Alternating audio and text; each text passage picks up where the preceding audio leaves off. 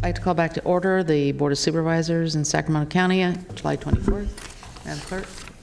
Supervisor Cerna. Here. Kennedy. Here. Frost. Here. Natoli. Here. Peters. And you Here. have a quorum. Before you go on, could I ask all of our visitors that just came in to please be seated? And if you plan to speak, fill out your speaker form and give it to our clerk. And we'll make sure everybody's heard. Thank you so much. Go ahead. Item 56, authorize the Department of Waste Management and Recycling to issue request for proposals for a 10-year lease of properties in the Kiefer landfill bufferlands.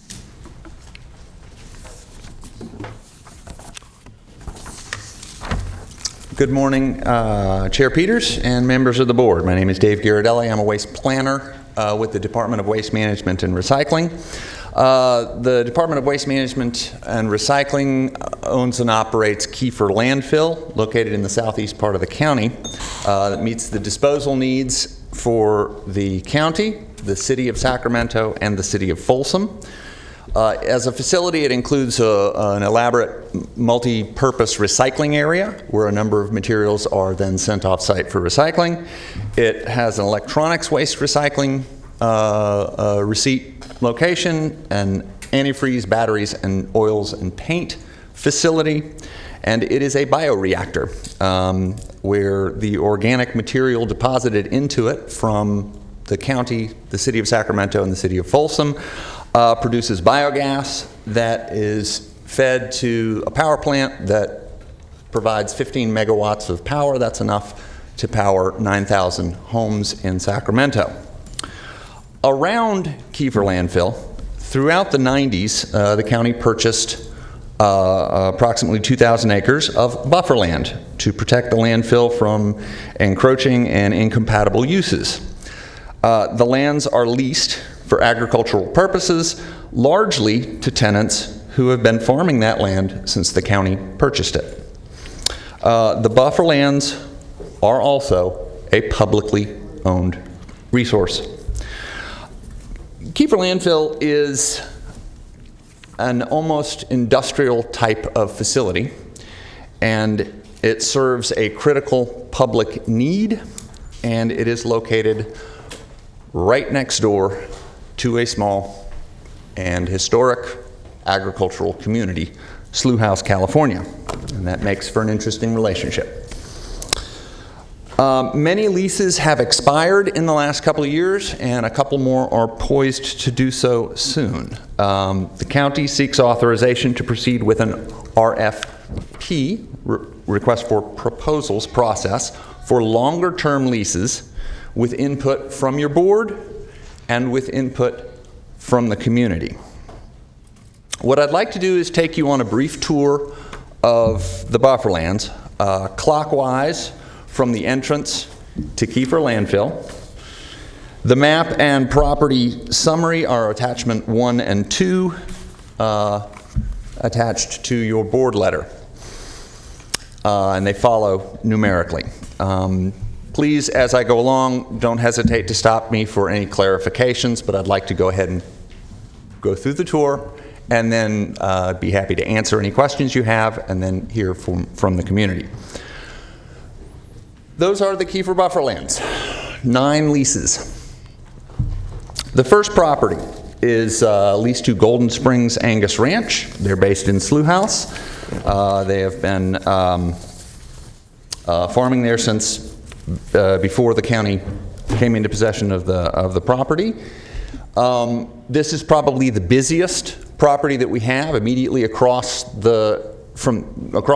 Kiefer Boulevard from the entrance to the landfill is a series of landfill gas monitoring wells, groundwater extraction wells. It's a system that we are maintaining as part of our mitigation. We have technicians coming in and out of that property on a pretty much a daily basis, saying hello to the cows. There are, along Grant Line Road is the proposed corridor for the Southeast Capitol Connector. Moving to property, not parcel, and again, I'd like to remind you, parcels and properties under lease are not necessarily contiguous or consistent here. Some of the leases cross a number of parcels. Some leases are just parts of other parcels. Property number 2 is not a lease technically. It is a conservation easement. It's a rich complex of vernal pools that was set aside under perpetual easement as part of the landfill's EIR. It is operated under contract through the Sacramento Valley Conservancy. Property number 3, moving over to the east side, is grazed by Craig and Julie Reinhardt. Again, Slough House-based agricultural interest. This property, or most of it, will in decades turn into modules 8 and 9 of the landfill. Property number 4 is a preserve set aside under the management of Wildlands Incorporated. I'm sorry, could you back up? What Yes. did you mean that parcel 3 is going to turn into parcel 8 and 9? Modules 8 and 9 of the landfill. What does that mean? When the landfill comes to full build out decades from now, part of that property will be part of Kiefer landfill. Okay. Terminology, didn't understand it. Sorry, I may have skipped a word, I'm sorry. It was the pod thing. Property number 4, excuse me, is also under conservation. It is under the management of Wildlands. The county acquired this. This is the most recent bufferland acquisition from dating 5-6 years ago. Wildlands operates that. Again, they are in the middle of developing a conservation easement on it. That has not been fully implemented yet, but it will be in time. There is already a prohibition for development on it. Property number 5. This is currently farmed by Davis Ranch, an iconic interest down in Slough House. Again, has been operated, Davis Ranch has been farming this ground since before the county came into ownership of it. There is a small residence, or a residence on a small piece of property there along Jackson Highway that is in month-to-month lease and has been for a couple of years now. Lived in by Luis and Rosara Gomez. Again, they lived in the house before the county came into ownership of it. Number 7 is Alpha Rex Seeds, formerly known as Dairyland Seed. They are a research center, agricultural research center. Property number 8 is pasture, which is grazed by Eduardo Gomez, who happens also to be the manager of Alpha Rex Seeds. And inside that parcel is a 20-acre piece where Multicultural Broadcasting has erected 4 AM radio towers. They broadcast in 14, I believe, languages throughout Northern California, news and information and music. Those are the Kiefer Bufferlands.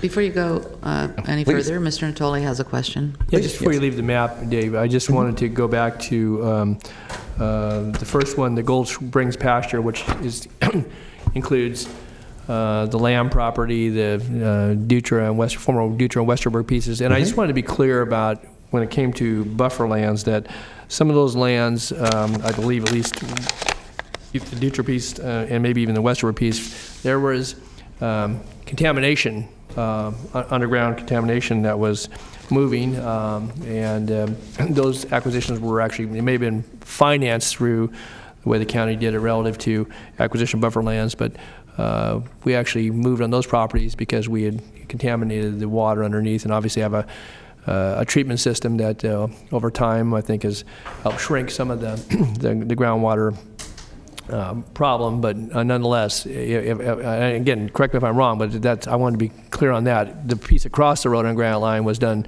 clearly as a part of the negotiations on getting buffer land adjacent to the landfill.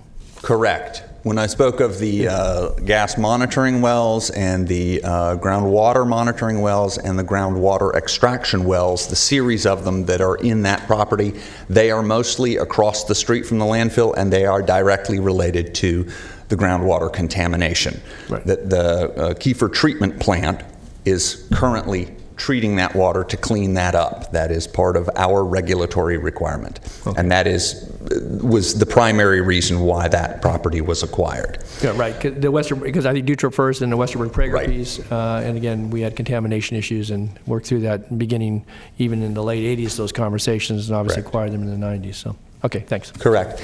On that property, you'll notice that it is in two pieces, if you will. It's notable that the property on the northwest side of Grant Line Road is actually county-owned, but inside the city limits of Rancho Cordova.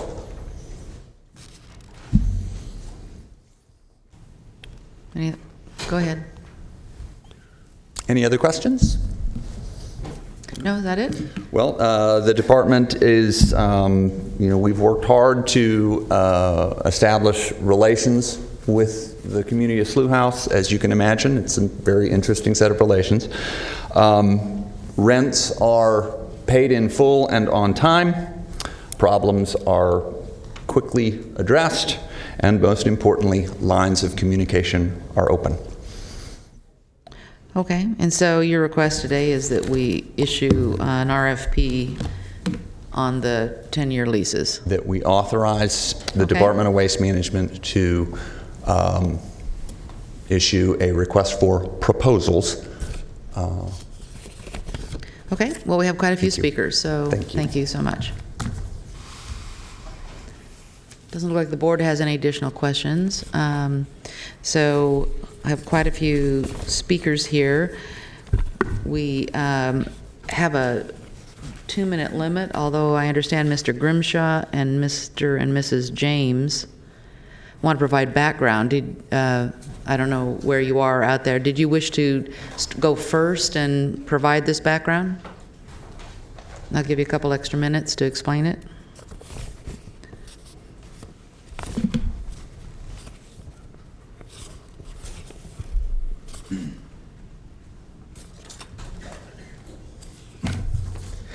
I'm not really good at public speaking, so just bear with me. We'll take it easy on you. Hello, my name is Rick Grimshaw, and I'm one of the owners of Davis Ranch. And I'm here today before the board representing Davis Ranch and ask you for a special accommodation to be made for us and the other lessees of the properties that the county has acquired for a buffer zone to the Kiefer landfill and the Slough House community. My family has been farming these same properties in Slough House since it was a part of Mexico, literally. They settled the area and were the first non-natives to start clearing, leveling, and sowing the land.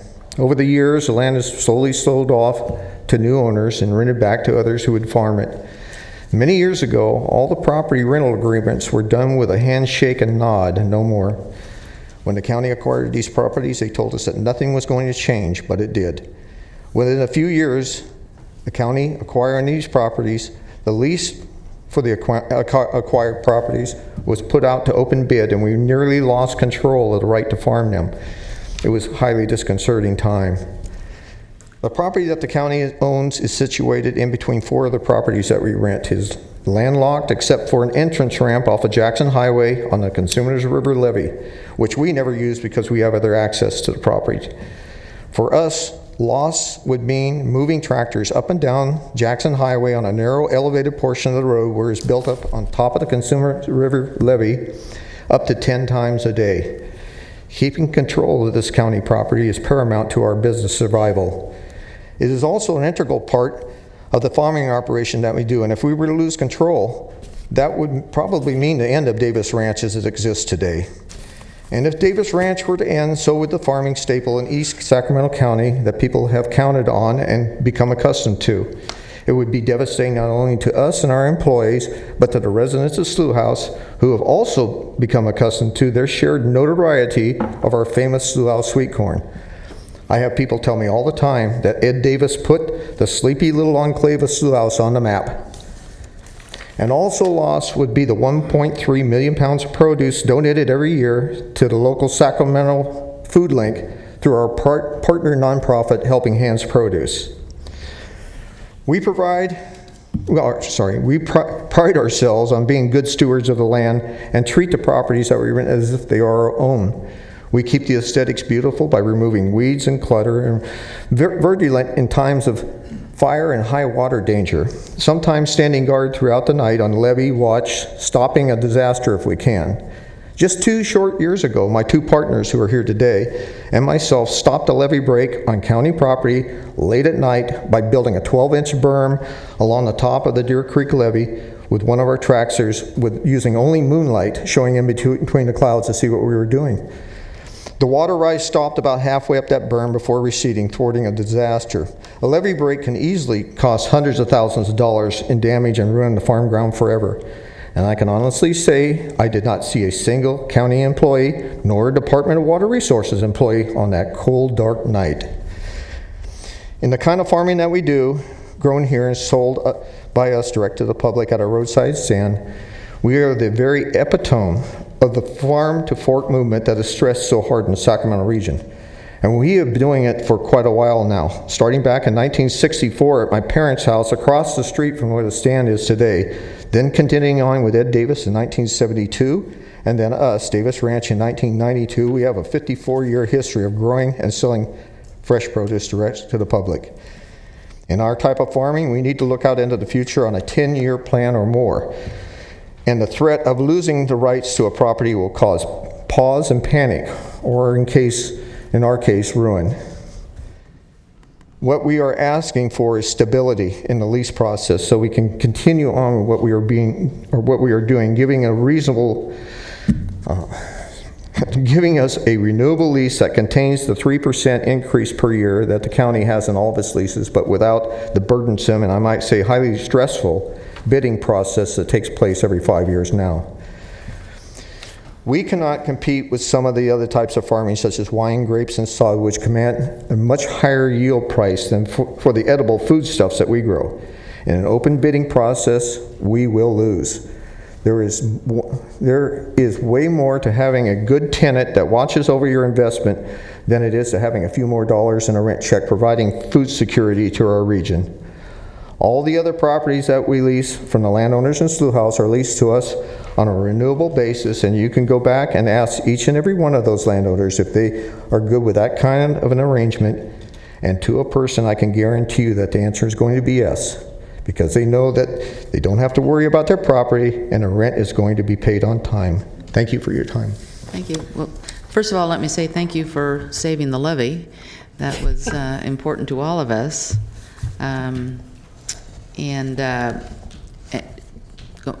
Go on. How long did you think you needed? A couple minutes? Not real long, Okay.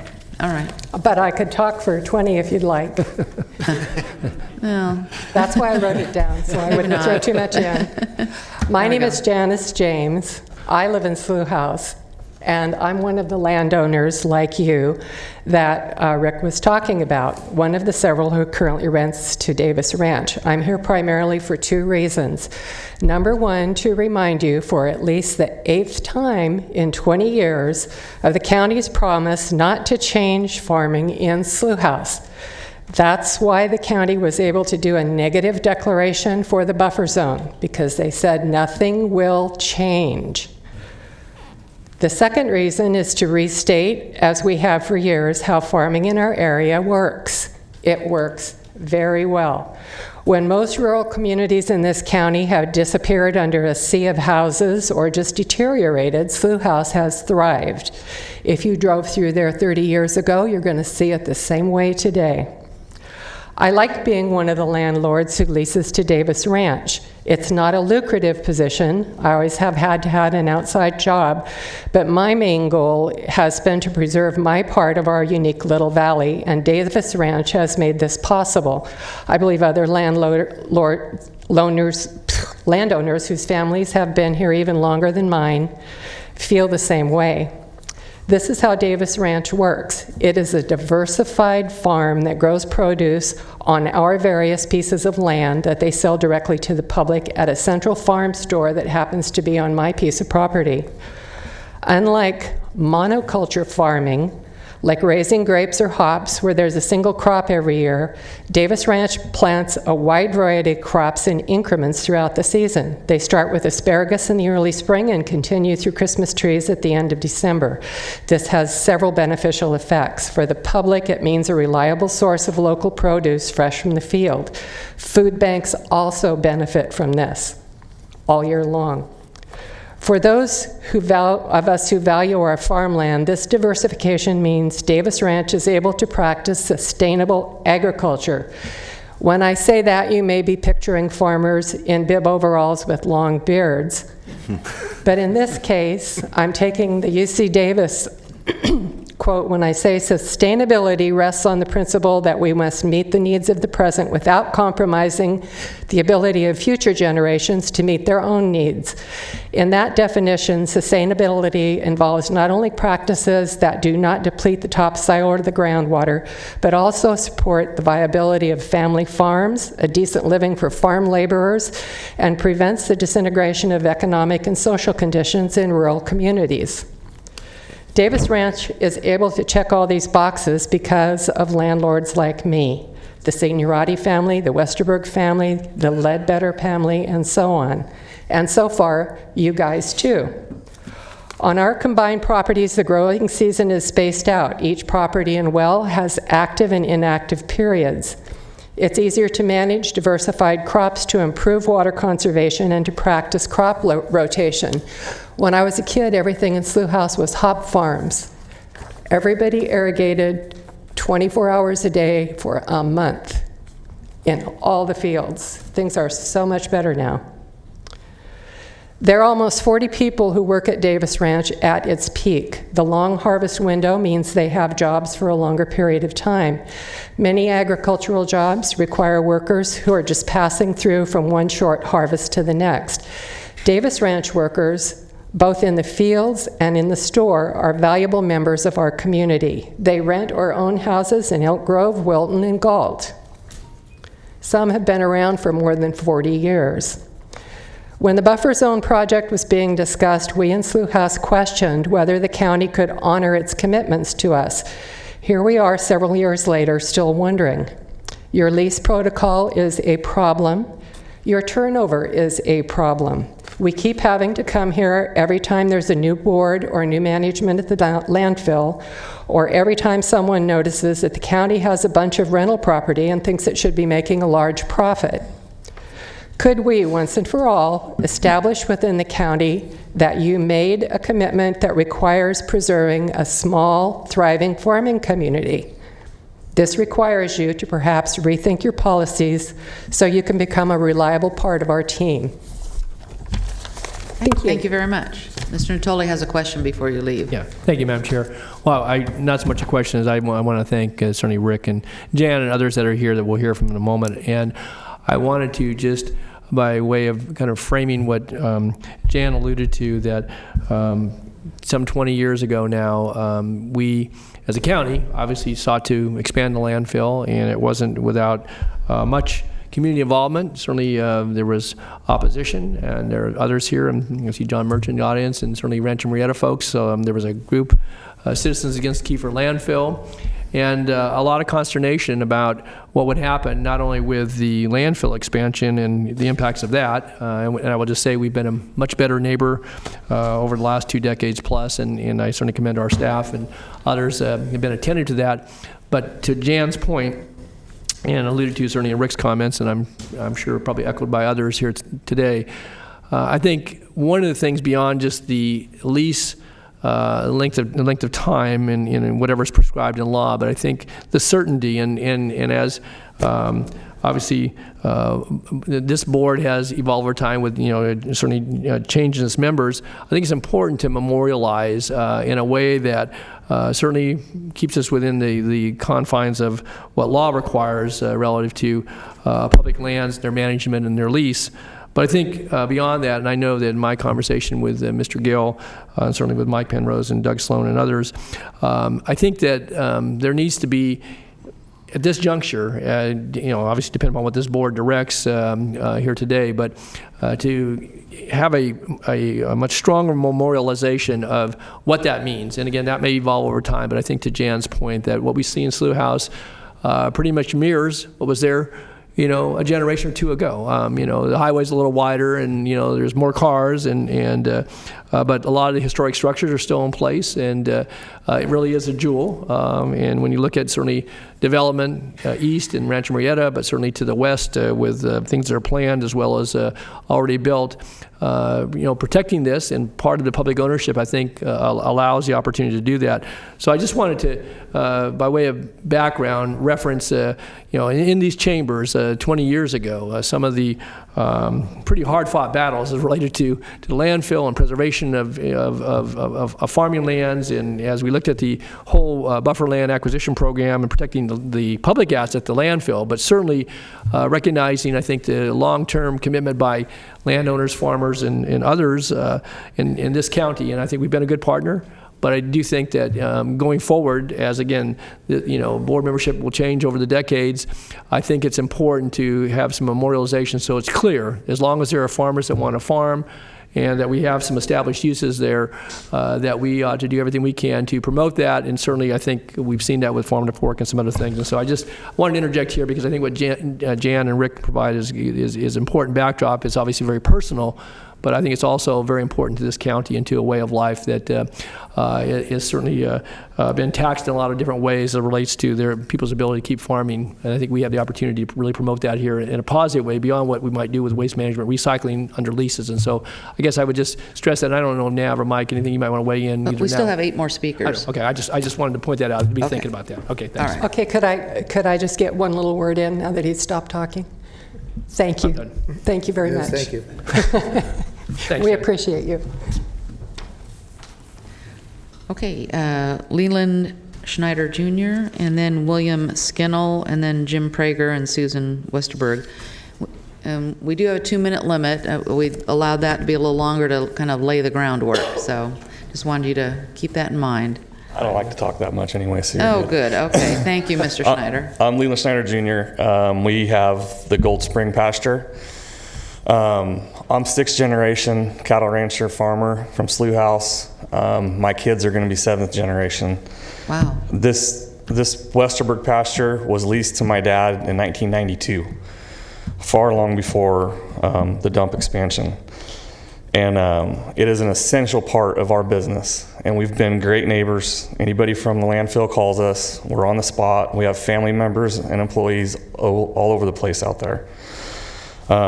We've put our own money into upkeep on fences, cattle rotations on pastures, especially during drought years and wet years, so that we're not pushing the limits. We're taking very good care of the ground. A 10-year lease, not just for me, but for everybody out there, it gives you a little stability. It makes you sleep better at night that you're just made an investment into somebody else's property and you're depending on it for your lifestyle and your business and your employees' business and your families, that you don't have to worry about it every year if you're going to have that piece of ground to run your cows or to farm your ground.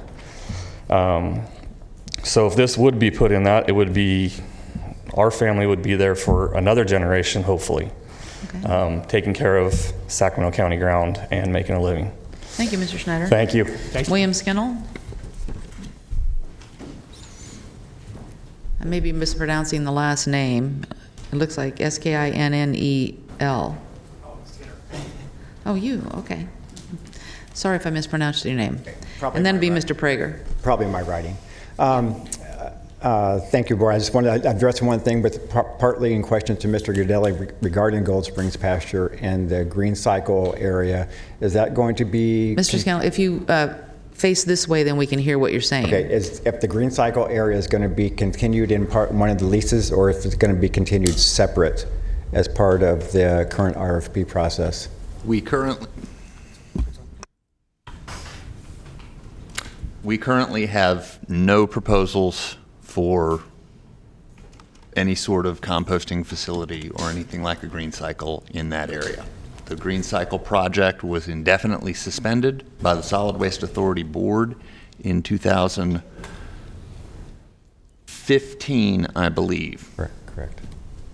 So would it be included now in this process with the RFP for 10 years in current agreements, or is that Maybe we could have him answer that when you finish your comments. Okay, Just if that- or so if maybe that would get all be your something- questions out, and then they'll answer them or at if the that would end. be something that would be kept separate, since the county currently has a request for information, a request for interest regarding possible, not composting, but maybe anaerobic digestion or other types of facilities that might be involved on this particular property, that would probably request a 20-year lease on something like that if this parcel was to be accepted for that purpose. Okay. Yeah. Okay. We'll be prepared to answer that at the end of comments. Sure. Okay, thank you. Thanks. Thank you. It looks like Mr. Prager and Ms. Westerberg want to speak together, or you're speaking, well, why don't you come forward, Mr. Prager? Hi. Okay. Hi, and we do have an email from you. Right, thank you. My name is Jim Prager, and my wife, Susan Westerberg, and the Westerberg family are owners of property adjacent to these buffer lands in Slough House, and 500 acres, approximately 500 acres of these buffer lands were taken from us by eminent domain in 2001 in settlement of environmental litigation, in which it was promised that they would be buffer lands. And so we're very concerned about the preservation of these buffer lands.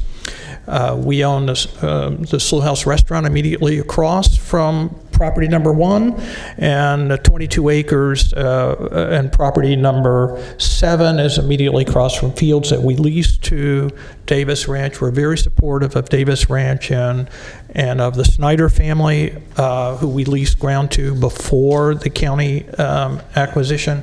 And we're here to support our neighbors in wanting a rational approach to these ag leases going forward. We see this as a very important little valley, a historic and cultural resource for Sacramento, and we'd like to preserve this resource. And we think the approach to the leasing ought to do that. And we, Supervisor Natoli, let me thank you for your comment on stronger memorialization of this buffer land, because we think in this lease process, what's really missing, what's mentioned is a 10-year term, but what's missing is the criteria for use of it by a tenant, the criteria for evaluating proposals, the request, how are we going to evaluate the economic terms. This is sort of all not stated in the request. We think it should be as part of the memorialization, Supervisor Natoli, of what's there, and we suggest that this buffer land be transferred to a nonprofit, the Sacramento Valley Conservancy, the Nature Conservancy, a newly formed organization,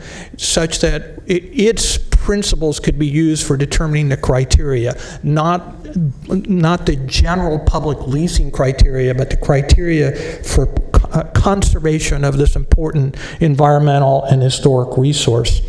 So we would ask you to consider that as you go forward. And our leases to Davis Ranch over the years provide a fundamental basis for what's fair and an appropriate economic term, and should be taken into account.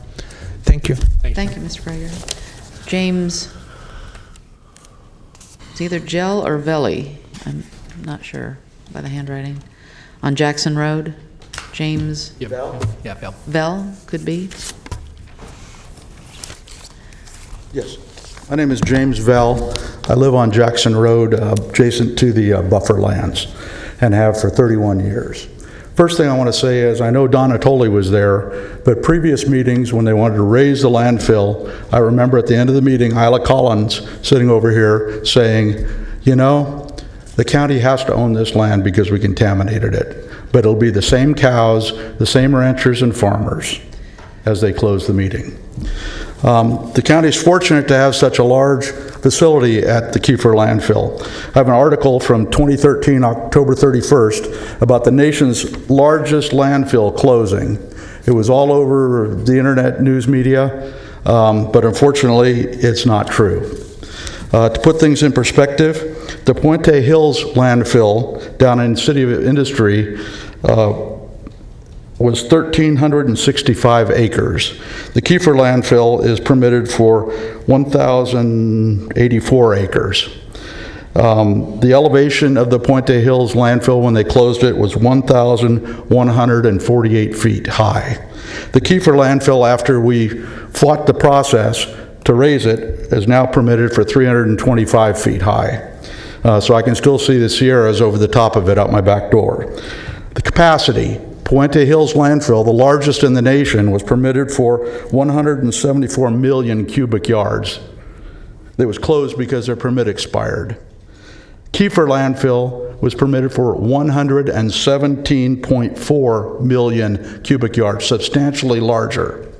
I'll tell you, my experience is things have gotten better out there since they started covering the waste. We don't have the smells. The rendering plant's gotten better. We still have to look at it. It gets bigger. But things have improved.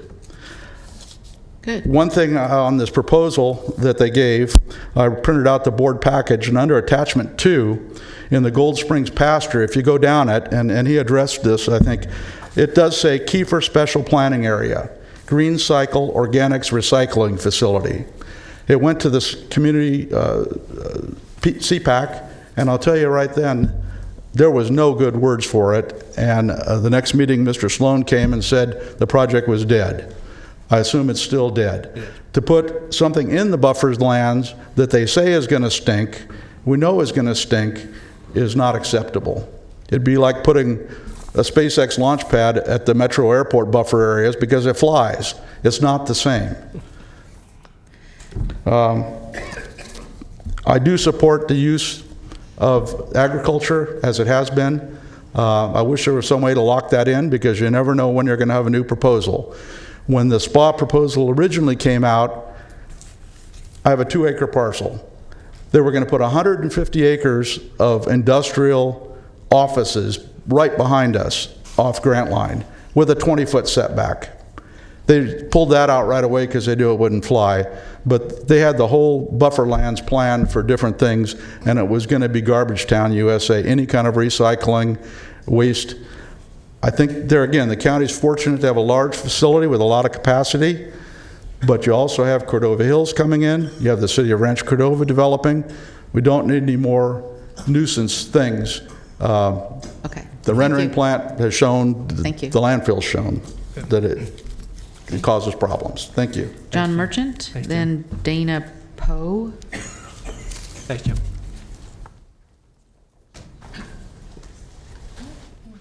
John. Hello, my name is John Merchant. I'm a 32-year resident of Rancho Murrieta, former president of the RMA and the Rancho Murrieta CSD, and currently one of Supervisor Frost's appointees to the Consumnes CPAC. I'm wondering, all these recountings of what we referred to 32 years ago as the dump war, all of these things have routed their way through the CPAC, and I'm wondering why we really, in this case, just got a courtesy notice. This has been the traditional place for our south part of the county to coalesce around proposals that deal with the dump and development issues. We're down here really as a result of my getting this courtesy notice, and nobody else in Rancho Murrieta, the RMA, the CSD, has had any real chance to respond. One of the things I thought was important, Supervisor Natoli, who he and I were a lot younger the first time we went through this, was the fact of the promise that was made and the compromise that was made around the Coalition for Alternatives to Kiefer Landfill, the 175-foot total elevation that we reduced, the expanding of the footprint of the dump, and the subsequent creation of the buffer around it. As a result of getting that negative deck that we got to create the buffers, we understood way back then that there were promises that were made. And I just want to make sure that those promises, like Supervisor Natoli alluded to, are remembered, number one, and number two, honored going forward.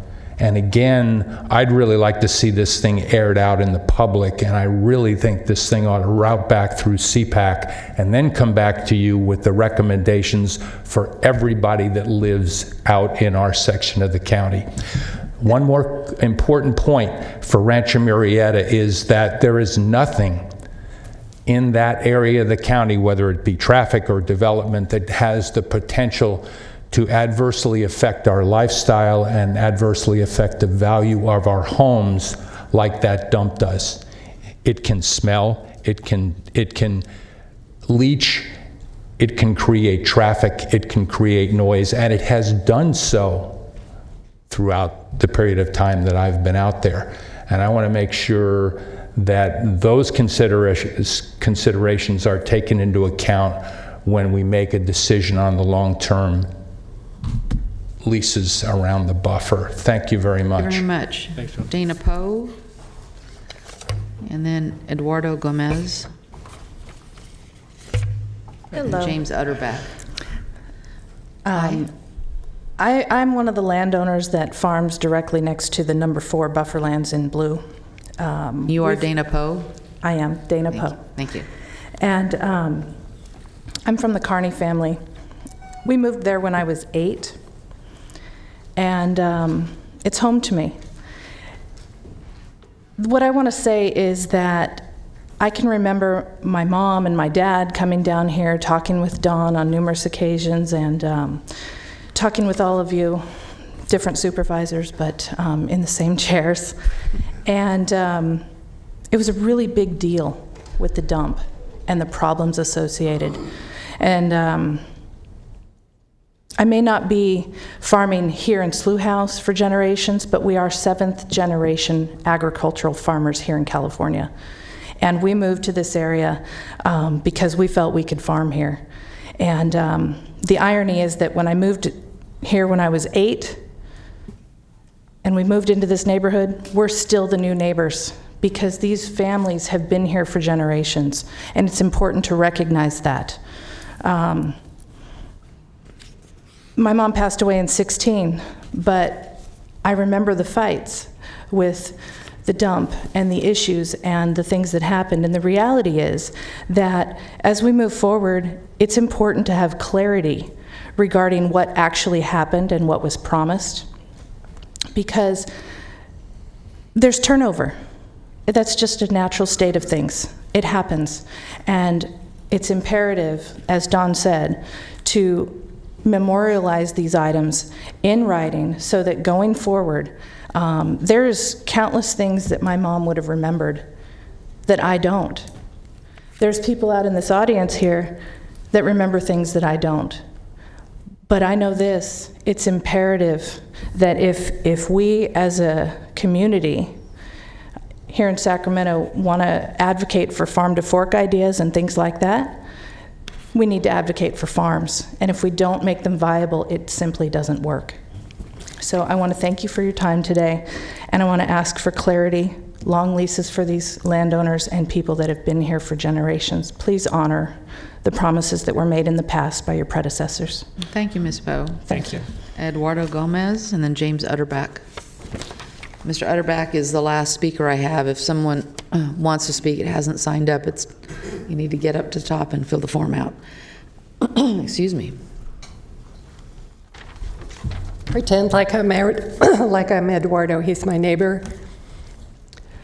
To whom it may concern, my name is Eduardo Gomez. I apologize for not being able to attend this meeting due to prior work obligations. I've been a tenant of Sacramento County for many years. I lease grazing land in Slough House by Kiefer Boulevard.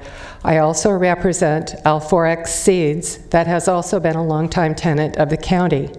My cattle operation has been dependent on the leased county property along with private neighboring properties. It has been a concern and a worry not to be able to maintain a long-term commitment, as it does affect my cattle operation. It is hard to make plans to expand and build business, not knowing if next year's lease is available to me. I've been a Slough House resident for more than 30 years. I've built many strong relationships with my neighbors. We all look to each other for support, and we maintain good farming and ranching practices with respect to the area to grow the best crops and to produce safe food for the nearby community. We appreciate your kind consideration to keep the landscape of the community of Slough House undisturbed and able to continue operating under the normal conditions that it does today and has in years past. Thank you in advance for your support. Your decision is appreciated. Eduardo Gomez. Thank you. Mr. Utterback?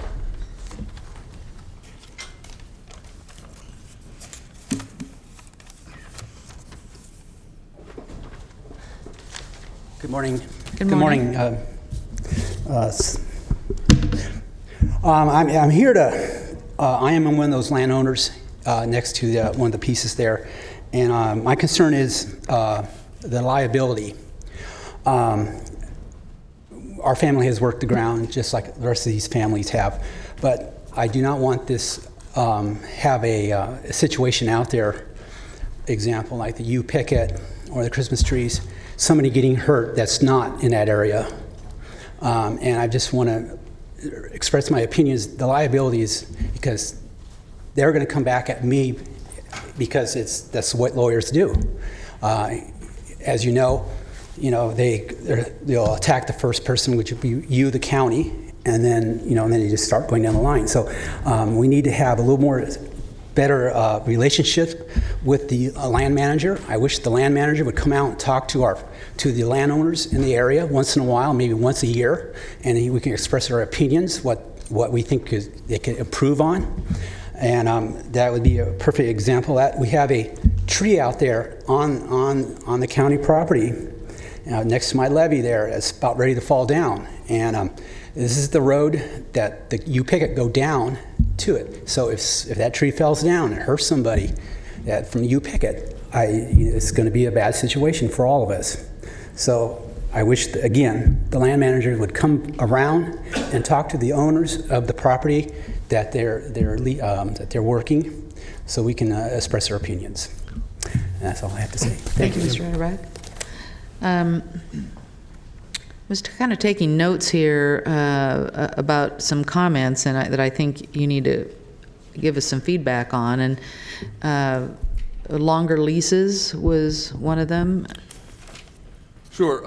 Longer leases certainly bring some stability. That is something the Department of Waste Management, and I'll speak for the department, is interested in. We run a waste management operation with trucks going around and collecting things and taking to recycling facilities and landfill. Yeah, we understand what you do. We're not necessarily land managers. With a special relationship like we have in Slough House, longer term is I think I speak for the department when I say good for us. So in the context of the proposal today, it was intended to be responsive to the concerns that have been raised at the podium. This would be the first time there's been a 10-year lease arrangement, and there was a number of references made today that historically the county has had shorter term lease arrangements. So one of the things that we thought would be beneficial, and the reason we're actually talking to the board today about the topic, is to do much longer lease arrangements, which are the 10 years. Currently, there are a number of lease arrangements that have basically lapsed, and they're in a month-to-month. So this expression of concern about certainty is partially driven by that. There are a number of people who continue to work this property in good faith, as was demonstrated today, but don't even have a long-term lease agreement. So we think that the 10 years, in terms of the term of the lease arrangement, do all the leases expire at the same time? No, they don't. So that's why some are on month to month. You're just trying to catch up. So have you been out and talked to all these people here? I certainly stay in communication with our tenants. Unfortunately, I suppose it's a little bit more of a reactive. I mean, there are certain things that are regularly scheduled. We know we have to get in and take care of the creek. There's a lot of creek work that needs to be done on an annual basis, and we try to stay on top of that. Well, it seems like you ought to be in touch with the owners of the land. I mean, you're talking people 7 or 8 generations, they certainly haven't gone anywhere. I mean, tenants are fine, but property owners are the ones who make the decision on leases. The neighbors and their leases, I mean, we stay in touch with our tenants, certainly. There are neighbors. I wouldn't use tenants and property owners as the same thing. No. Okay. Agreed. our tenants are our lessees. Yeah. I mean, Okay. Thank you. In terms of staying in better touch with neighboring property owners, we could certainly do that. We don't, there's not much in the way of projects or things to, I mean, let me back up a second. There are 2 property owners that we do have stayed in touch with, largely because we're responsible for the creek that flows across their property. Well, Maintenance of trees. the other thing that came through pretty strongly was remember the promises and memorialize, and it sounds to me like that would be, somehow they don't know that. Is it not in writing somewhere that can be memorialized? I mean, and I go back to the length of leases. If somebody's been there for 7 generations, a 10-year lease is, a drop in the bucket. But memorializing all the promises made, that ought to be part of an agreement, I would think. Supervisor, I think we're moving into another facet of this discussion. One of them had been the term of the lease arrangements, which is now different than what had been considered before. But really, I think a lot of the issues that are being raised right now are the form of the RFP and what kind of criteria would be applicable to that, and how that could affect people that are current users or not.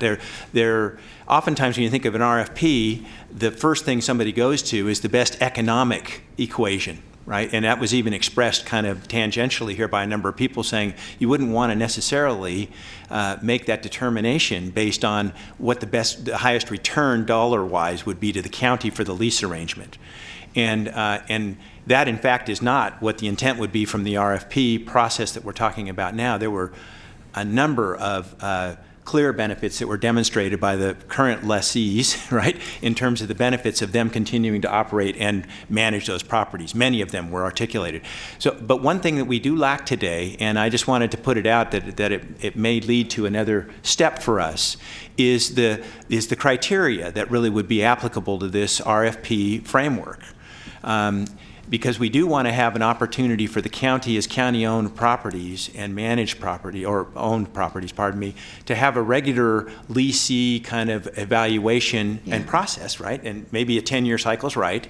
But really the unknowns here are the question of what's the criteria going to be? Is that going to lock me out, right? Fundamentally, I think that's what we're hearing. And I just checked as the testimony was going on. We do not have a good codified document that says historically these are all the criteria that have been considered by the board over multiple years of lease arrangements, as well as the approvals of various activities at the landfill. So I think it's a legitimate point, and it may be appropriate for us, one, to get direction from the board today relative to do pursue an RFP process, do consider something that would be in a 10-year sort of cycle, a longer cycle, and task us with putting together a transparent and obvious, or transparent process of what would be included in the RFP as it relates to the criteria, basically. So, preservation of the area. There's a number of criteria, and we have not brought that to you today. And so I just... It sounds to me like it's pretty important that it exists in some form. I don't know whether the form you suggest is the best way to do it or not, but there ought to be some discussion about it. I agree. So, that's why we're in front of you today. Pardon me? That's why we're here today, is to start that process. Memorializing the term is something that we do believe terms are short. A longer term, get input from the board. And as Mr. Penrose said, if there's other things we need to memorialize in the RFP, if that's the desire of the board, we can do that. If you want us to have other policies, we can do that too. Well, personally, I think there ought to be some way to memorialize this, whatever is appropriate legally. If it's in a lease, an RFP doesn't sound like the right place to put it for me. But I think that is all a bigger pieces of a bigger problem about communication. And I think I would expect you to spend some time on that. And then I didn't understand, there was one of the speakers said something about a stinky project, or it was planned to be a stinky project, and I didn't really understand that. And could you discuss that, please? Sure. Several years ago, the department proposed a special planning area that would be basically a recycling industrial park. immediately across the road from the entrance to Kiefer landfill. That idea certainly had a lot of support amongst the waste management industry in the region, looking for places to take materials. You know, there is, you may be familiar with National Sword, the Chinese policy of restricting the flow of materials. Familiar. You may be considered aware of some organics management mandates that are slowly being implemented. It made sense from that perspective. Not surprisingly, the community there was uninterested. Okay, so is there any clarification from this department that that's not going to happen, or is still on the table? I think that's what the speaker asked about. So that proposal is not going forward. It was dropped, and there's nothing at all being considered right now for that sort of use in that area, which was in response to that one person's review of this. So the document that's provided here, the property summary, is providing a historical information about these various properties. And the Gold Springs pasture, one of the bullets in there talked about the special planning area, which is giving some of the history that had happened there, and that there had been considered the green cycle activity. But that project is dropped, as well as the special planning area has been dropped in that area. So that's just for the record, at least. Okay. I mean, if you'd had a community meeting with these people before this meeting, you might have solved several of those questions. But some other supervisors have questions. Mr. Cerna. So, thank you. So on the subject of the duration of the lease, or the contract, I guess, I've heard now several times from our executive team that 10 years reflects, from our perspective or your perspective, a fairly long time, perhaps longer than what we've used in the past. But do we know whether or not these folks think 10 years is a long time? That seems like a very good question to be trying to understand in terms of their perspective. So I'd like to hear from you, I guess, Mr. Penrose, what your thoughts are on kind of the relative thinking about what 10 years really means. Well, the only input that I have relative to that today is that the folks who testified did talk about an extended period of lease agreement, and a 10-year being one that would be somewhat desirable. I can't say that that's been pinned any further than that we've had much shorter ones in the past, which has taken people through this. I've got to, evaluate my relationship in the lease agreement more often than what we would like. So do we know whether or not anyone's brought up in conversation, formally or otherwise, something other than 10 years? Or is everyone in agreement that 10 years is the right duration? I don't have any specifics that anyone has offered. I mean, I think that generally speaking, you have to, and I hesitate to speak on behalf of the community of Slough House. That's not, I think, appropriate for me to do. I think depending on the crop you're growing makes a big difference. We heard talk about wine grapes. And no, there's an incredible amount of investment that goes on with agricultural activity. And a lot of it is measured not in years, but sometimes in decades. Right. Just as a point of reference, the prior lease agreements have typically been 5 years. Right. So this is just as a point of reference. And there may be further work that should be done on the duration. So, okay, thank you. Supervisor Natoli. Thank you, Mr. Chair. Mr. Vice Chair. I want to first thank my colleagues for their questions and comments thus far. And just take a moment here. I think that, Mike, you've certainly correctly portrayed, and again, in conversations with staff and certainly with landowners and farmers and ranchers over time, I think this really does bring us to kind of a combination of juncture points. Certainly the leases and their terms, and I appreciate Supervisor Cerna's question about maybe longer term. And I think part of that, though, is informed by the conversation, much of which we heard today, but I think with the community, and I liked Mr. Merchant's suggestion that maybe we do a workshop with the Kissimmee CPAC. Obviously, we have farmers and ranchers that are represented on that body, or a community meeting, in which I'm more than willing to host if that's the track we want to go on. But I think to the point about the leases, that's important to the long-term commitment, but we as the property owner in the public interest, we're not the farmer and we're not the rancher, and we're dependent upon obviously those folks who take that property into the trust that they do to be good stewards of it in their working of the land, however they apply their farming and ranching knowledge and certainly their pursuits.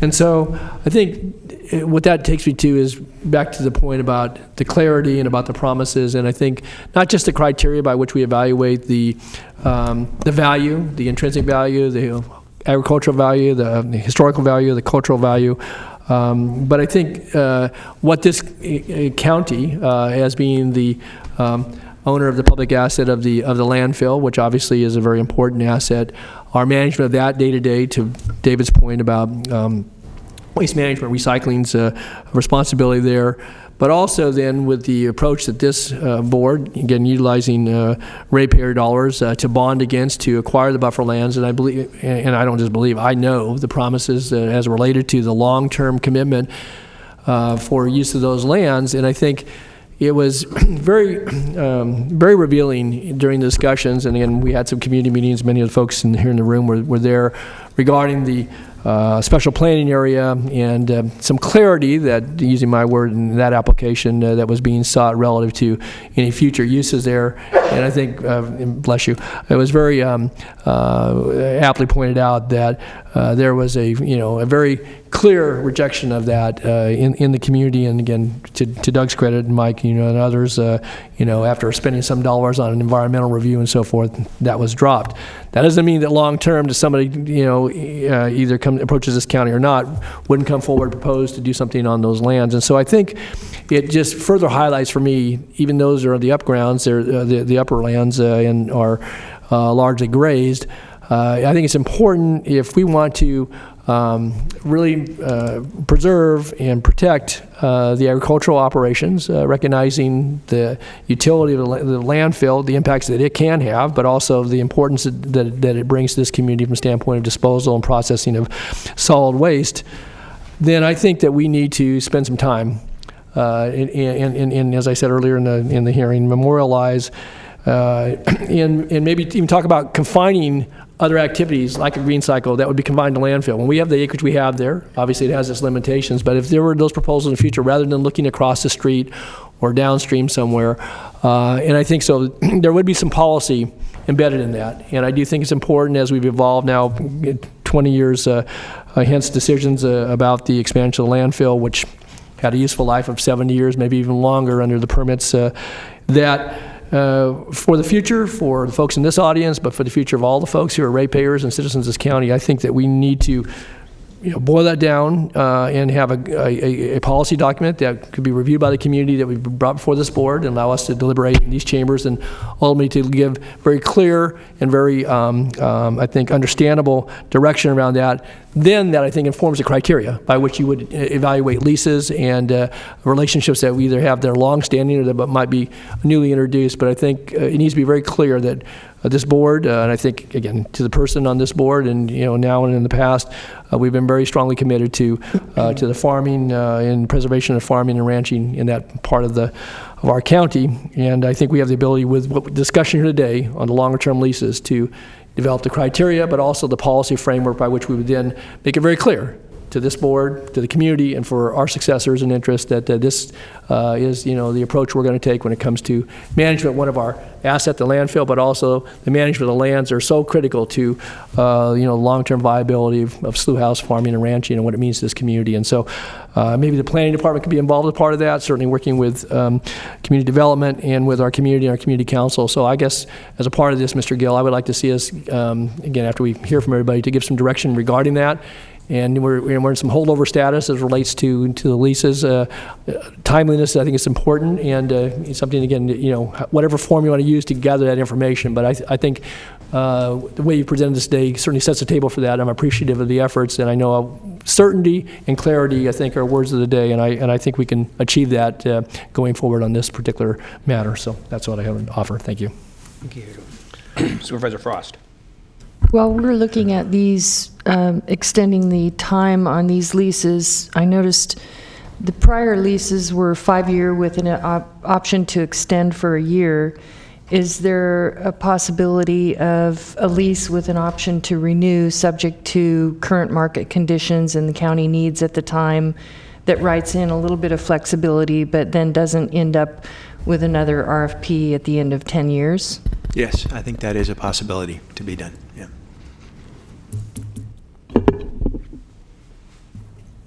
Okay, we have no more questions or comments of the board. Mr. Natoli? Yeah, well, maybe I could frame a motion as it relates to, I guess, comments I made that certainly to maybe give direction. Before we go out with the leases, I think we need to where we are today, take a couple other steps in between. And so if it would be appropriate to, under the direction of the county executive, to develop a policy statement for consideration by this board as relates to the buffer lands and their long-term management and use, to involve the community council, so at the point where we have something to take out to the community council, use that as a forum if it's appropriate, work with landowners and tenants in the Slough House area, and maybe to return this board is 90 days. Is that sufficient enough to get it back here? And then at that point in time, we would be talking about criteria and about valuation as relates to other things beyond just the dollar value, and have a policy statement and maybe have a public hearing, well, we would have a public hearing around it, and then direct at that point going forward on leases, because I think it would inform some of the term discussion that both Supervisor Frost and Peters and Cerna all raised, and so I think it's important to maybe take that step initially and recognize there's some work involved in that, but I do think it puts us in a good position to move forward. So that would be, be the motion. Is that enough time? Yeah, that. So, did you get the date, Madam Clerk? No, if we could have the flexibility on the 90 days, it's up to 90 days. We can. Okay, so you want us to drop it and you'll come back with a date? You'll come back, yeah. Okay, so you want to make a motion? Okay, I mean a motion, yes. To drop. Second, please vote. Drop and direct. What? To drop and direct. I said we get some direction, right? You didn't drop in the matter, so we'll be back. Okay. So we'll be working with the community and others over the course of the next couple of months, and hopefully come back here and be in a place where we can have good support for what we want to do. Thanks. Okay. Unanimous vote. Thank you. Thank you all for coming today. Sounds like you'll have some attention here in the next couple of months. Okay, we do have a number of off-agenda speakers. I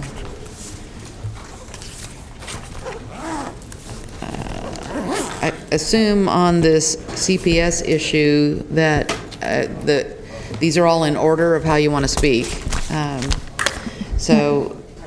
Excuse me, Madam Chair. I do have a public comment that was requested to be read into the record regarding CPS. It'll be in the record. We're coming back on this issue. Okay. I have one that they wanted, they're not here, and they asked that we read it on the into issue record. We've already voted on? No, this is for CPS. Well, we're going to hear the people who are here first. Okay. Okay, so Reverend Aisha Odier.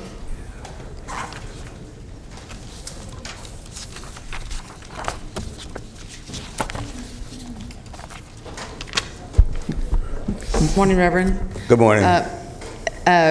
Since you have several speakers, do you want to take the 15-minute version? Yeah, I'm going to do the presentation, and then we have about 4 speakers after that. Okay, so we'll stop the timer whenever it's time you tell us there's another person coming up. Okay. Okay? All right. All right, well, welcome. Well, Please thank introduce you. yourself for the record, all of you. Yes. I'm Reverend Ashia Odeye. I'm Executive Director of the Justice Reform Coalition and also Reverend of the Order of Eleuthemy. And I've come here today to address the board about the issues of CPS and family court that we've been dealing with for the past 10 years.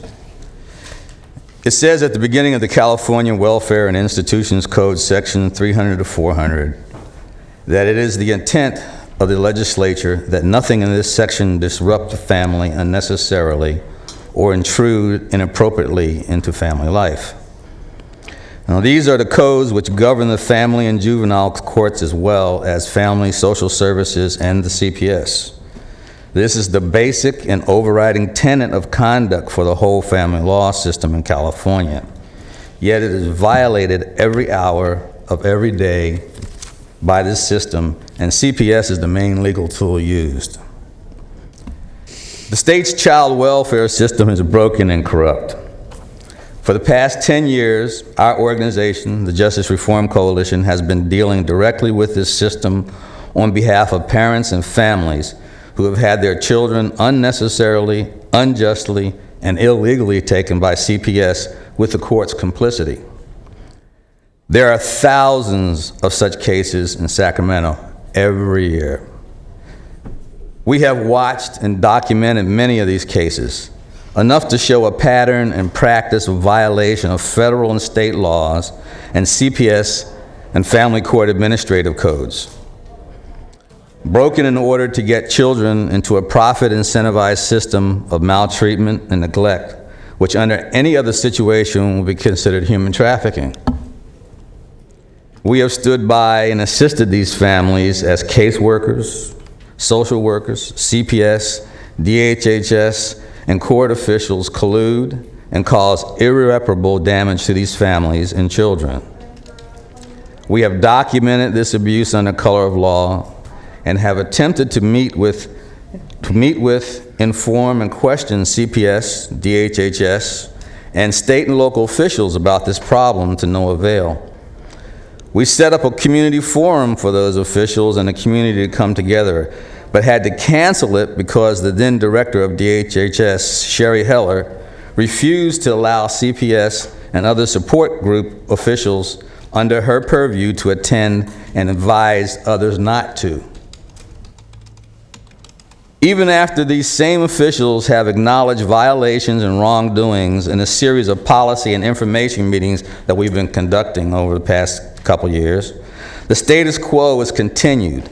Nothing is done, and situations are not corrected.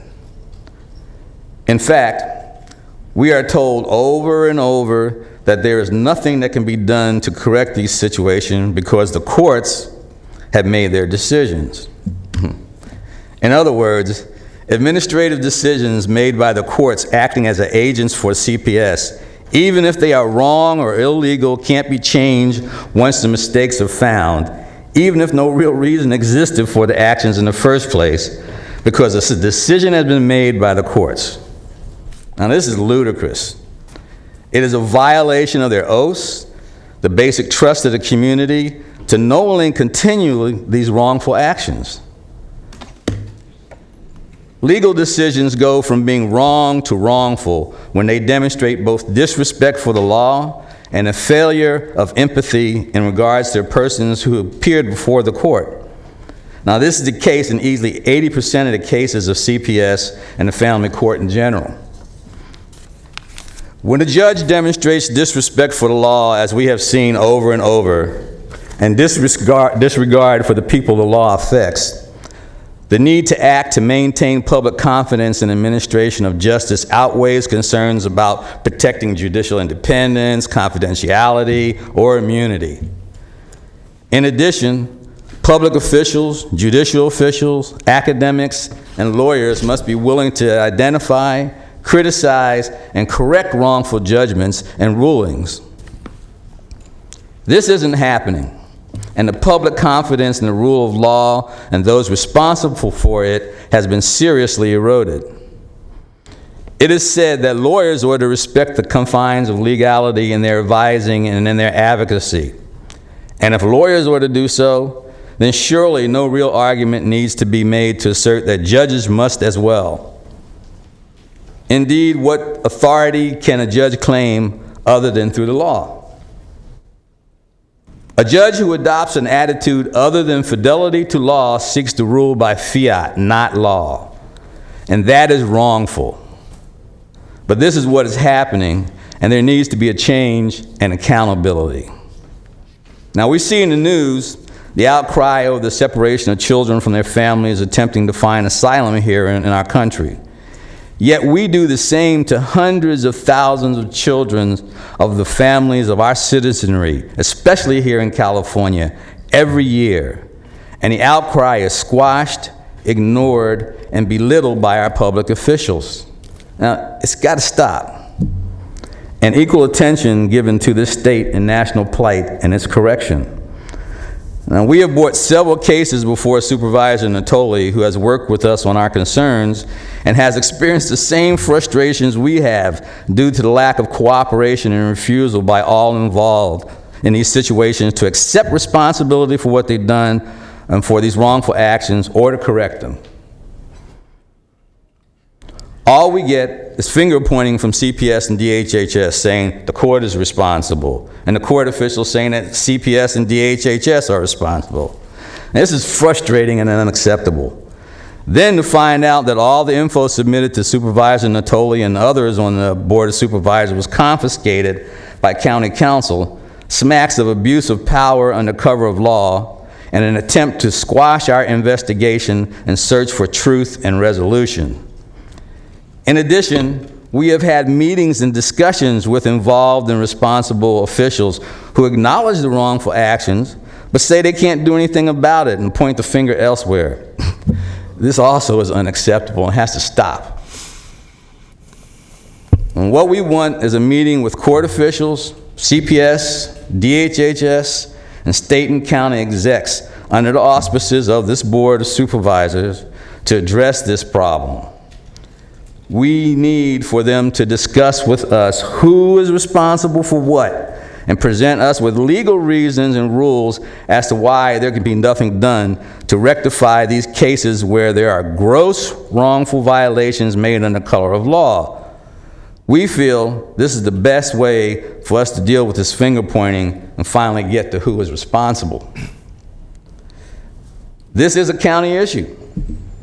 As funds and entities under the county's purview, your purview, are involved, and the problem is affecting the public, your constituents,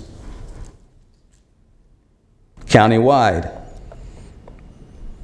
The issues of corruption, bias, and abuse within the child welfare system have been well documented by our organization and others, as well as by the media. Now, it's past time to really address them and do something about them. We need and would like your support in order to make this happen.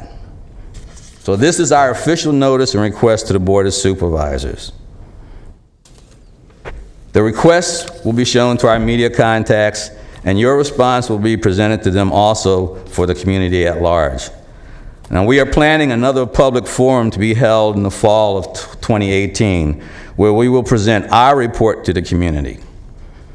We would like to have the requested meeting to take place as soon as possible, long before then. We await your response, and your response should be in writing and can be presented to us through our organizational email or Supervisor Natoli's office. Thank you, Reverend O'Day. Stop the clock. Okay, we have another speaker, Steve Barnett, and then Otis Moore. Are the other speakers, I'm separate from them, so if you have other speakers that are related to you. Oh, it says CPS on it, so but different item? No, it's CPS, but if the other speakers are related to. Yeah, we're all in the same organization, so we're together and have Pastor Otis. Oh, okay, we'll put you at the end of the CPS speakers. Otis Moore and Fatima Khatum Basi. Sorry if I mispronounced your name. Mr. Moore, welcome. Thank you, ma'am. Madam Chairman and the board, my name is Otis Moore. I am a pastor of Lighthouse Apostolic Church in the city of Sacramento, California. I have been pastoring since August of 2003. My wife and I are mandated reporters. We are here requesting the board to intervene in our case concerning the unlawful removal of our 6 grandchildren. Being taken from everything loving and familiar is among the worst emotional blows that any child can suffer, and it can leave lifelong scars.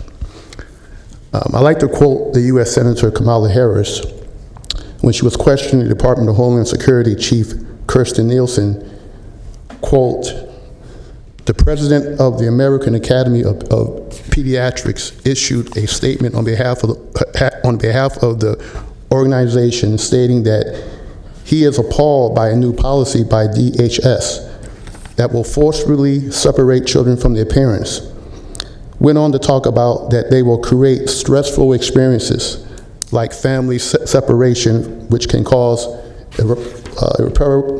irreparable harm, disrupting a child's brain architecture, affecting his or her short and long-term health. And these findings are generally shared by the American Medical Association and many child welfare advocates and professionals, unquote.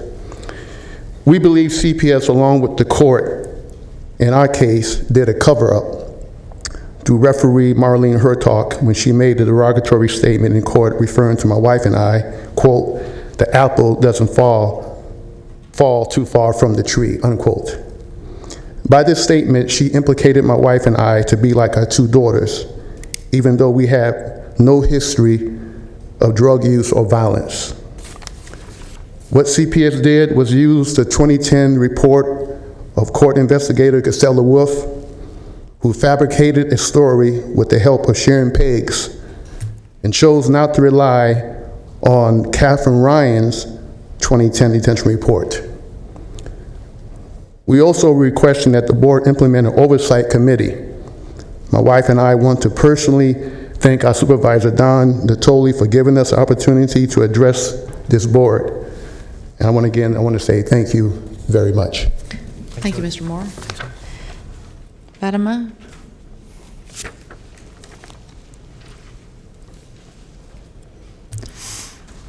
Yeah, my apologies if I mispronounced your name. Or good afternoon. My name is Fatima Katumbasi, and I have several issues and a couple of cases that are ongoing right now with the Sacramento County. One is child support, and another one is CPS. But this issue today is about child protective services, and I want to diddle what Reverend O'Day had brought to the floor, and I want to add as well. In Sacramento, we have seen many families torn apart by overzealous social workers who believe they are above the law by the direction of the county directors. This methodology and social experimentation has seen its results. We know that emoluments are a key factor for the state and county municipalities, and emoluments means incentives, for those who don't know what that means. There has been more settlements and lawsuits within the Sacramento County and as well throughout the state of California. And big hefty settlements have been given out. That can constitute the egregious activities of this administration. For those who needed one-on-one lesson, these agencies are nothing more than that, agents for the executive branch of government. It's not judicial. And all these acts are administrative and are quasi, which means resemble as law, but not law. Unfortunately, the courts are acting in an administrative function or capacity under the disguise of authority, which have and continue to violate one's due process and the supremacy clause of the United States of America. With predetermined court orders signed by a social worker and county director, which we know that targets the poor and misinformed. As of now, we have a mother who is in the North Sacramento area, there were some allegations of alleged abuse for spanking her 5-year-old son. A call from the school that the son attended was made to Child Protective Services, and a invalid warrant, which I have right here, signed by a court commissioner without a judicial signature or deputy clerk, removed the child and put the child in Sacramento Children's Receiving Home. The alleged warrant was not signed with an oath and affirmation or any affidavit to substantiate the alleged the removal of this child. This behavior is constant and targets the poor, which I have seen as myself.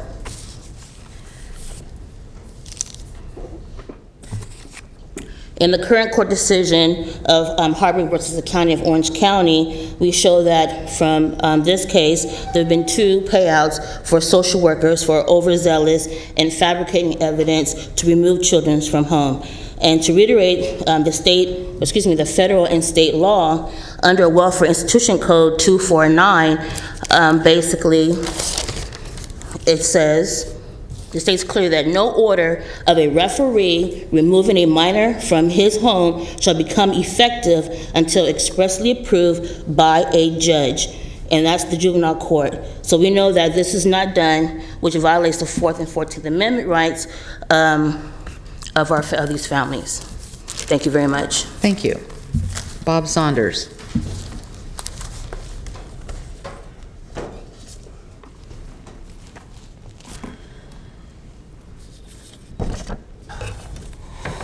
Good afternoon. Thank you for the opportunity to speak to you. Mr. Saunders, I want to point out you had a 15-minute, I mean, everyone talked long ahead of you, so we'll I'm give from you a New little York. bit They extra talk time. fast. Okay. Sunshine is the best of all disinfectants. That was said by Judge Louis Brandeis. It's a fairly well-known quote. CPS has terrorized numerous families with their kidnapping of children, lying, cheating, false claims of abuse, manufacturing false accusatory documents, claiming parental harm towards a child, losing so-called factual documents, accusing parents of negligence and harm towards their children, holding secret, collusive meetings with officials prior to an accused parent's hearing in court, and more. We definitely know there are cases where an intervention is warranted. However, CPS currently seems incapable of knowing when and where to do so. In 2009, March 2009, the California State Bureau of Audits, BSA, slammed the Sacramento County Child Protective Services in an audit they conducted. The audit found that internal problems at Sacramento's CPS were so deep and severe that at least 4 children died of abuse and neglect after CPS bungled their cases and missed clear opportunities to remove them from danger. A draft of an independent report was concluded. The report came to the board. It was a different board in 2009, although some people I think were still here. It also went before 7 grand juries. More than 200 recommendations were made, I believe 281, and almost none were followed, even though CPS had stated several times that they would look into it and address it and make changes. Again and again, we're dealing with another murder of an innocent child. The FBI has stated that CPS in California should be permanently closed. We are calling for massive reforms of CPS and for them to voluntarily close down pending an investigation into their patterns and practice.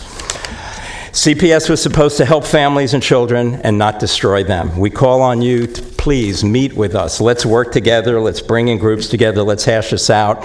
And let's start saving our children rather than reading about another child who's murdered. Thank you. Thank you, Mr. Saunders. Okay, that's, I have one more CPS item, but it appears to be a different subject. Oh, sir? Is it possible I get a couple minutes? Sure, is it on this item? Yes, CPS. Okay, I don't have a speaker form for you, so that's why I didn't call you. You can fill it out afterwards, but Pardon? you may fill it out afterwards, but that's why I didn't call on you. Oh, sorry. 'Cause I get these, you know, that have people's names on them. Okay. Okay, if you tell us your name for the record. Okay. My name is Hazard Sanker. I am a former government auditor. I've been here before. I turned in an abduction, a DA abduction report on my behalf, as well as many other voiceless children. The biggest problem here, what we're having, bar none, is the child murder death rate. The U.S. child murder death rate is at an epidemic. I have been involved in CPS as an advocate for families and children and family law court. And I must say that I have seen a lot of fraud and corruption in my life, in my line of duty. And there is nothing that comes close, not even remotely, as to what is going on here in this county in regards to family law and CPS. Thomas Jefferson, many years ago, the Founding Fathers said that, you know, this country is going to be destroyed from within. He didn't say terrorist, he didn't go on about another country, et cetera, et cetera. He went further to say that this country will be destroyed by the judiciary. At first, when I heard that as a government auditor, I thought it was something, it didn't make any sense. Knowing what I know now, it is absolutely the fact. And this is many years after that statement. So you can only imagine where we are today in regards to our children. Being straightforward, the government, county, are abusing, kidnapping, molesting, trafficking, and or very involved in the harm, murder of our children. Mr. Barnett, you're over your time limit, so could you kind of summarize your remarks and just tell us from your heart where you are? Well, oh yes, okay, I'll cut to the chase. SBX 211, I'm sure you're probably familiar with that. What I have come to find in my understanding and review of what has been going on with these counties is that we have payments that are being paid to judges. These are bribes. This is racketeering. This is illegal. It's against the Constitution. I understand, yes, SBX 211, that there was this immunity to allow you guys to pay off these judges that the county is sitting in front of. This is the reason why our children are being trafficked, kidnapped, and harmed. I would demand an FBI investigation. They are the only one that has the expertise, the obligation for this type of corruption. Okay, could you wind up your comments, please? Thank you. I might suggest the U.S. Attorney's Office. That would, he can, well, actually, he can they talk don't to the have FBI. the expertise, the ability, or the skill. FBI is the only, or FBI or the OIG, coming from an auditor, is that they are the only ones that have the expertise, skills, and ability necessary, and obligation, actually, for color of law and racketeering to cover this type of criminal activity. Thank you very much. Thank you. Now I have Steve Barnett, a different issue at CPS.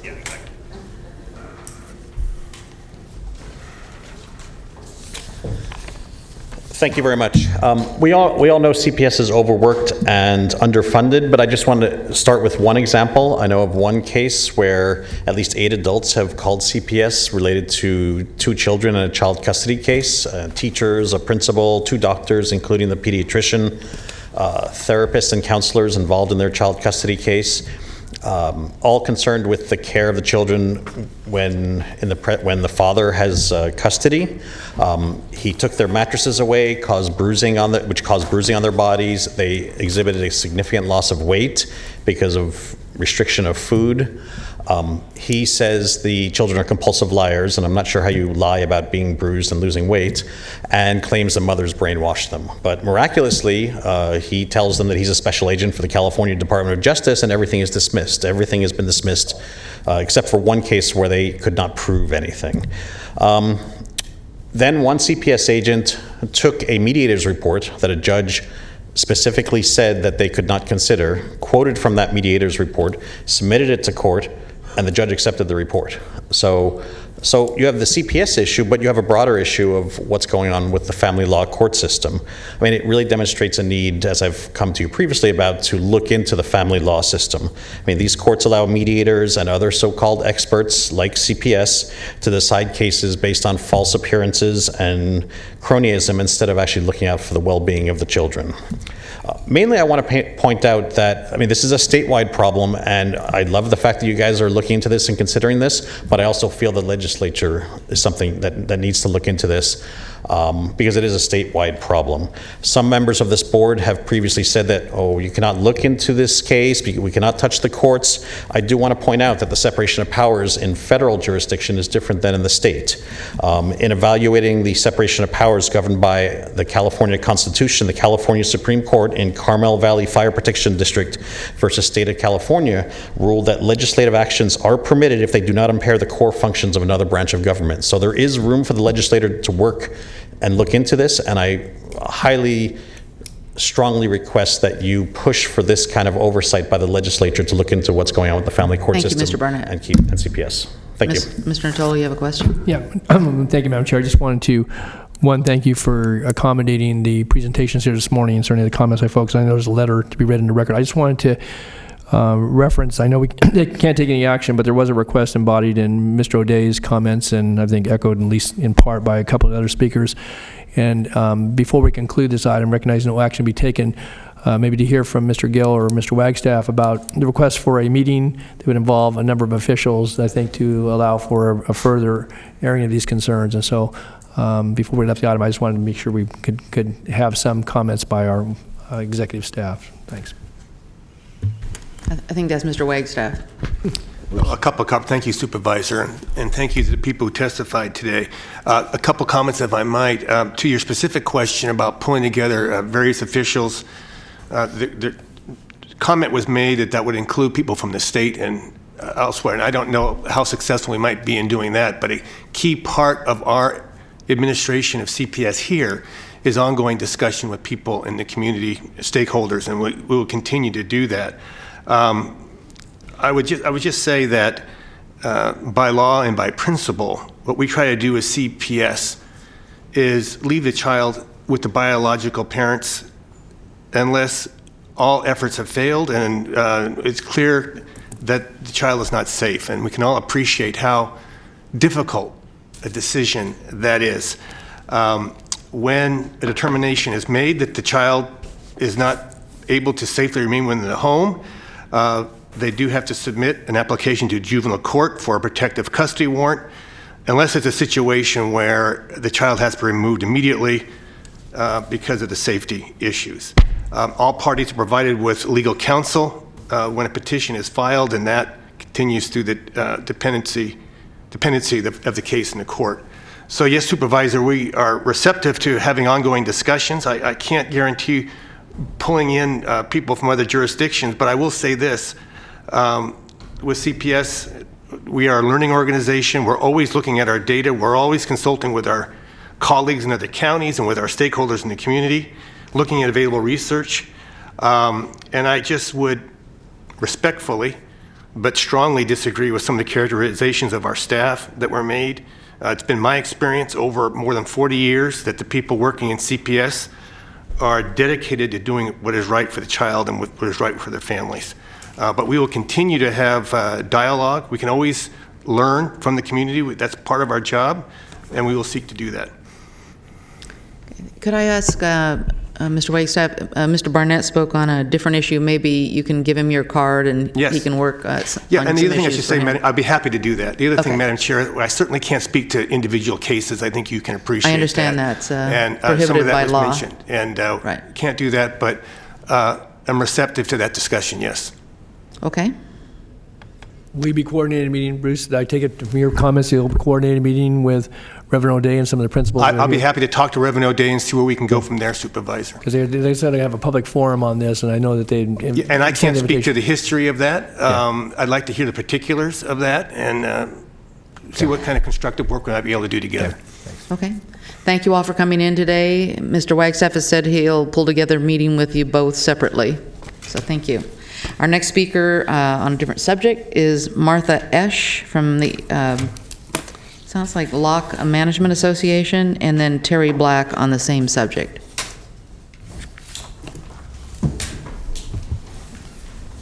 Ms. Esch, we do have a 2-minute limit. Thank you. I will talk fast. Okay. I'm hoping that your camera can focus on some of my documents I brought today. This is a picture of the town of Locke. There we go, from 1940, taken by Ping Lee. Okay. Locke Management Association and Locke Foundation Board is supposed to be one board. It was created as one 13-member board with a county representative, state parks representative, a historic representative as elected by a historic organization, 3 Chinese organization representatives, an at-large seat that is elected from the other 12, and then 6 directors who represent the property owners in Locke and are elected by the 32 property owners in Locke. The county seat quit in 2013. The state parks quit in 2011. Historic organization, we don't know what historic organization ever elected the representative who claims to be the representative, and his seat was not ratified, or his seat expired in 2017. So he is no longer. Two of the Chinese organizations quit 2 years ago.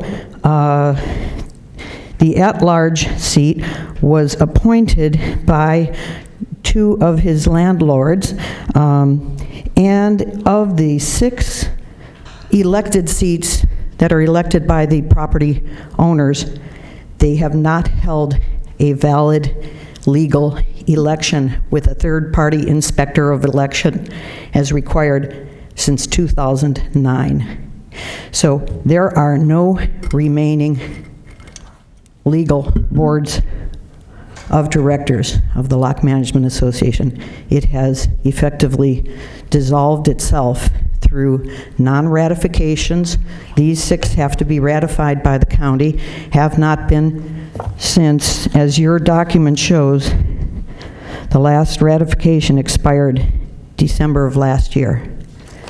There's another document that back in November, I believe it was Leon Moffett, submitted from the SHRA that said that the common ground areas of the town are to be owned by the Lock Management Association for 15 years. That document was created in May of 2003. So our common ground areas, who owns them now? Does the county own them? Does the SHRA own them? Do the 32 property owners own them? We don't know. I gave you, I typed up a list of 15 questions with yes and no. You could answer yes and no to each of these. You wind up your comments, Ms. Esch? Thank you. We need answers in Lock. We've been asking for 7 years. We've gotten no replies to I've sent in over 107 emails over the past 7 years, have never once received a reply. We need answers. You wind up your comments, Ms. Esch? The current boards of directors are illegal, and they are threatening non-judicial foreclosures on our properties through lawyers. Thank you. Thank you. Terry Black?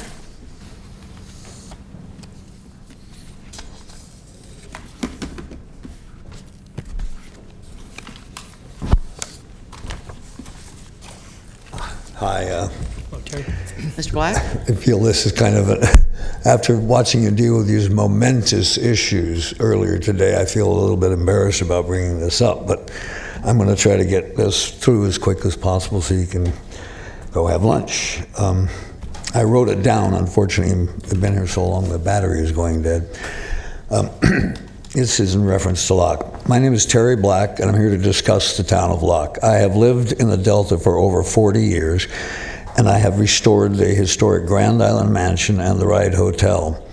Recently, I have completed the restoration of 3 buildings in Lock. I have spent over $10,000 in repairs of the town's historic walkways and stairways, which are in a dangerous state of disrepair and were lawsuits from visitors waiting to happen. I've had to undertake these projects personally because all the homeowners' fees are now going to BPE Law Group for legal fees stemming from questionable litigation, and nothing is left to do the necessary upgrades to make the town safe. Years ago, when the Lock Management Association was first created by the county to govern the town in 2003, I'm sure it was done with the best intentions, but over the years, serious problems have developed. When the LMA was formed, it was to be governed by a 13-member board, including representatives from state parks and a representative from the county. Today, those members no longer are involved, leaving a small group of board members to pursue agendas that do not reflect the views of the majority of the property owners. Without the county's oversight, the town has descended into infighting that has led to expensive, unnecessary lawsuits between the board and several property owners. The result is there is an ongoing legal bill that has climbed to over $200,000 with a 10% carrying charge on the unpaid balance. The current board seemingly has the law group on speed dial at $320 per hour, which is unsustainable with no end in sight. I'm here today to ask for the help of the county to help resolve these questions. The county needs to return its representative to the LMA and to see that the CC&Rs and bylaws governing the town are modified to deal with the current reality and then adhered to by the board.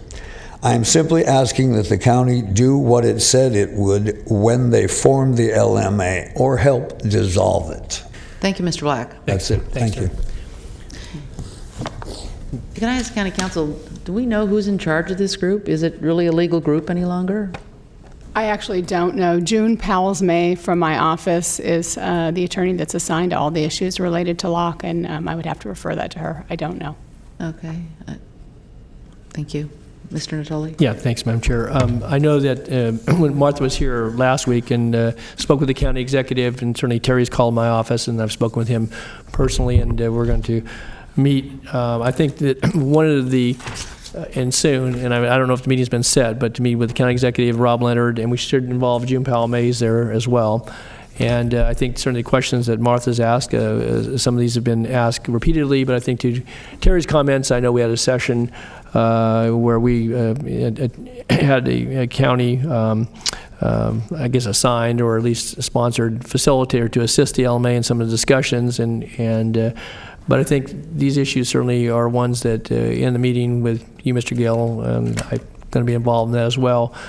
We need to, I think, bore down to this, but I think certainly this question that the Chair asked continues to be, I think, repeated more and more. Do we have a functioning entity? And secondly, if so, what responsibilities does the county have? What responsibility do they have? Or, as Martha's outlined, is there some other status as it relates to that organization? So, I don't know. Has that meeting been set? We're in the process of getting it set. Okay. I've made myself willing and available. So, okay. Thanks. Okay. Thank you very much. Any other business? Madam Chair, I do have the record, public comment to read into the record. I think you can just attach it to the record. Okay. Thank you. We have closed session. We have closed session. What about CEO comments and my comments? I have no comments, no. CEO have any comments? No, ma'am. Supervisors have any comments? Yes. Mr. Cerna? I just wanted to express my public thanks to Barry Chamberlain, our head of our code enforcement. I'm no wallflower when it comes to South Oak Park and the condition that find that part of our unincorporated county these days, and did quite a bit of 311ing last week. We have a particular problem, just for the edification of our CEO, that has now migrated to 42nd Street, just south of 23rd Avenue. And it's in a large collection of personal items, including construction tools and equipment and furnishings. And this is a problem that's now about a year old, and it's literally migrated around about a 4-block area. It has gotten so bad that it blocks travel lanes.